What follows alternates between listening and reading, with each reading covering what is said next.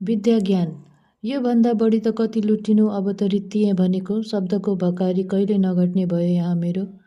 साँच्चै नै माता सरस्वतीको कृपा रहेछ मलाई सुख र दुःखको भुमरी पार गर्ने विद्या नै नाउँ एउटा भो मेरो। यो विद्याले न कहिले हात छोडिन् न कहिले साथ छोडिन्, मात्र ज्ञानका शब्दहरूका वर्षा गराई हर स्थिति पार गराइन्। जति पोखिएर छल्किए पनि नसकिने भनेको ज्ञान रहेछ। आर्जन गर्न गाह्रो तर जति खर्च गरे पनि खतम नहुने ज्ञानै रहेछ। पोख्न र खर्च गर्न नपाउँदा साह्रै उकुसमुकुस बनाउने, हरेक परिस्थितिलाई खुकुलो बनाइदिने गजबको ज्ञान रहेछ।